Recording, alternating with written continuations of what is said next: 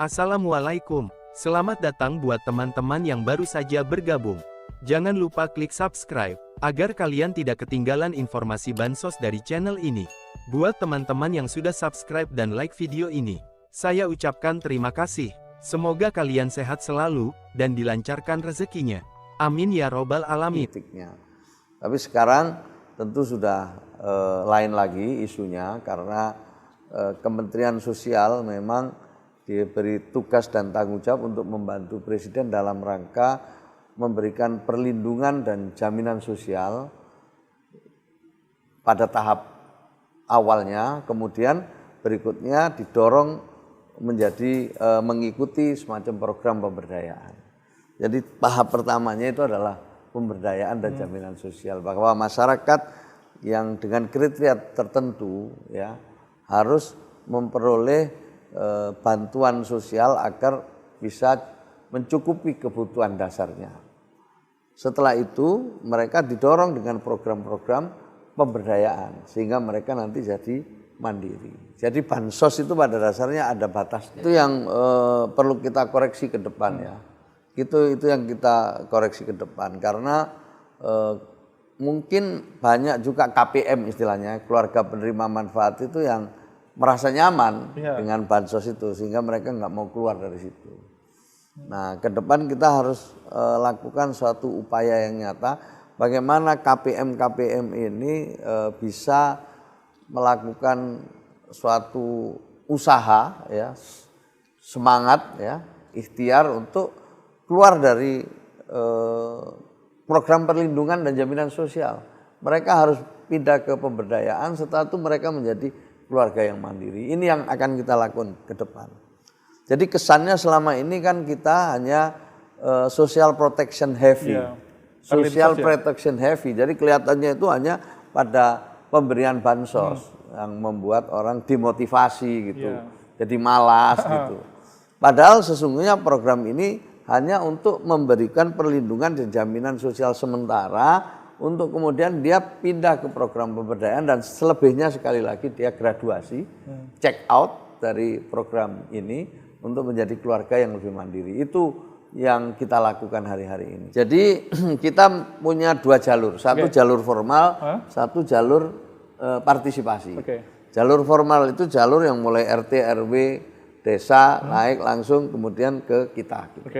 Tapi ada juga yang lewat aplikasi. Ini siapapun bisa partisipasi, dan di situ ada fitur usul sanggah. Usul sanggah. Nah, jadi orang siapapun usul sanggah. Saya lihat ini tetangga saya ini mestinya dapat, tapi ternyata nggak dapat.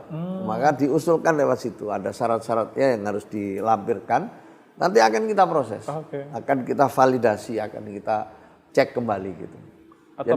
Jadi jalur partisipasi. Jadi ini sekaligus untuk informasi ya kepada publik, kepada masyarakat, bahwa kita memberikan kesempatan kepada siapapun untuk melakukan pemutakhiran data melalui proses yang kita buat. Nah, masuk data lewat cek bansos itu, proses nanti akan divalidasi, akan saya kirim lagi ke BPS. BPS akan divalidasi baru kembali ke kita. Dan itu kita lakukan setiap 3 bulan. Gitu loh, nggak mudah untuk bohong, karena di samping kita menggunakan teknologi, yang kedua kita juga pakai verifikasi lapangan. Nah, selama ini memang kita rasakan ya, dan itu betul juga dari hasil survei, banyak masyarakat yang mengeluh, tidak juga semua, tapi banyak, bisa dikatakan banyak yang mengeluh adanya bansos yang tidak tepat sasaran. Inilah yang menjadi perhatian Presiden.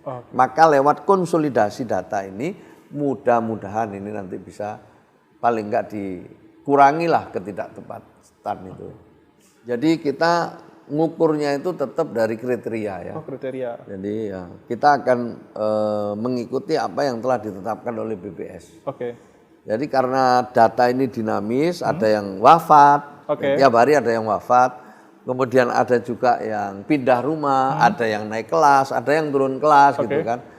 Maka itu kita antisipasi ya dengan mekanisme yang ada juga, atau kita coba lakukan verifikasi di lapangan. Siapa yang bisa kita bantu? Yang kita bantu adalah mereka yang memang ada di dalam data. Kita tidak bisa setiap orang masuk dalam minta kasih, nggak bisa. Kalau ada orang mau mengusulkan tetangganya atau diri sendiri tadi atau siapapun harus melalui proses verifikasi.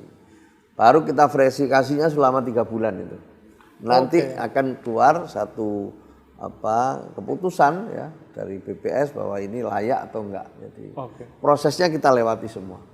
Tapi sekali lagi memang nggak bisa langsung sekarang minta, sekarang ini kan nggak bisa. Jadi kita coba verifikasi dulu bener apa enggak. Kalau bener pada penyaluran triwulan berikutnya dapat.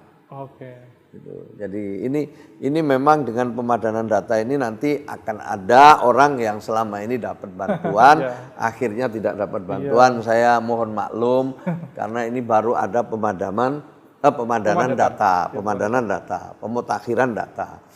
Nah, kalau misalnya yang sebelumnya nggak dapat, kemudian bisa dapat bantuan, ya mudah-mudahan ya ini menjadi penyemangat bagi keluarga tersebut untuk punya semangat maju dalam kurang-kurangnya 5 tahun ke depan menjadi keluarga mandiri.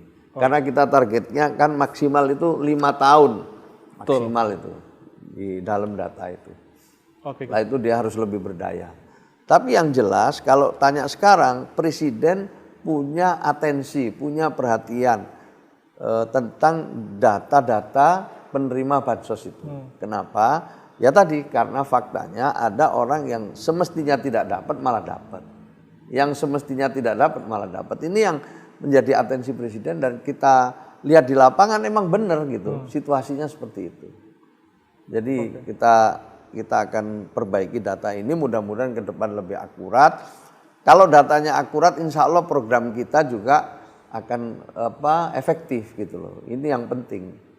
Dan sekarang kita kasih target semua para pendamping segala macam. Setahun itu setidaknya harus meluluskan 10 KPM minimal.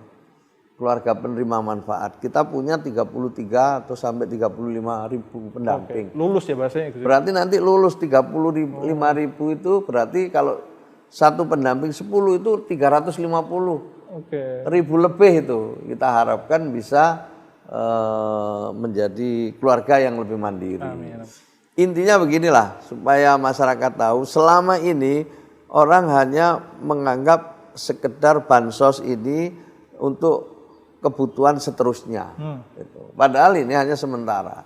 Maksimal 5 tahun, setelah itu harus ini menjadi keluarga mandiri. Ini yang harus ditanamkan semangat pada para keluarga penerima manfaat. Betul. Dan juga oleh para pekerja sosial. Betul.